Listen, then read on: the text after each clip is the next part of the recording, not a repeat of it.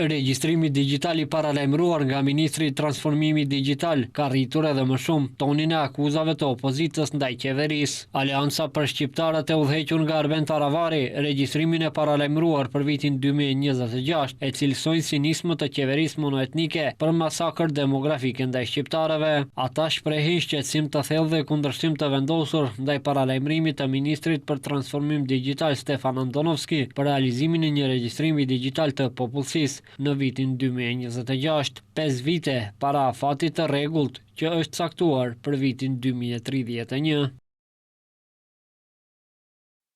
Ky paralajmërim në kushtet aktuale politike nuk është thjesht një veprim teknik, por një hap I rrezikshëm dhe I qëllimshëm që vjen në funksion të deformimit të përqindjes reale të shqiptarëve.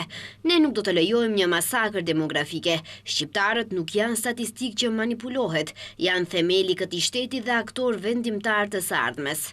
Nga Bashkimi Demokratik për Integrim thonë se paralajmërimet për regjistrim të ri burojnë nga premtimet e kryeministrit kur ai ishte në opozit dhe kur nuk pranonte regjistrimin, sepse sipas integristëve Mickoski I pengon përqindja e lartë e shqiptarëve të regjistruar. Integristët kujtojnë se në kohën kur Mickoski dhe VMRO ishin në opozit, kishin premtuar se sapo të vinin në pushtet, do të organizonin një regjistrim të ri elektronik për të korrigjuar rezultatet. Ky nuk është një rast I izoluar, por pjesë e një ser premtimesh nacionaliste të përmbledhura në sloganin "Tu tregohet vendi shqiptarëve". Por ajo që është vërtet tronditëse është se mbetjet e vlenit brenda kësaj qeverie përmes avokatisë shokuese po e legjitimojnë dhe po e verifikojnë këtë politikë të pushtetit.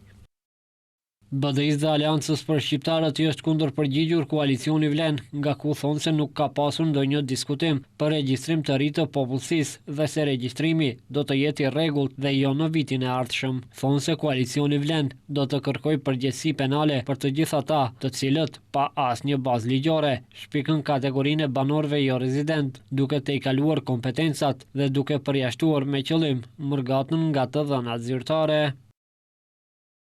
Sqarojmë opinionin publik se nuk është diskutuar për organizim të një procesi të ri të regjistrimit të popullsisë para afatit të rregullt dhe se nuk do të ketë regjistrim tjetër vitin e ardhshëm.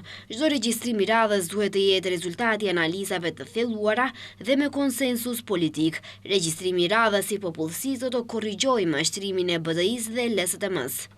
I pari që hapi temën e regjistrimit digital ishte kryeministri Mickoski, pastaj ditë më parë ministri Andonovski kishte paralajmëruar se në qeveri janë formuar dhe grupet e punës dhe se vendi është gati për regjistrim digital në vitin e ardhshëm.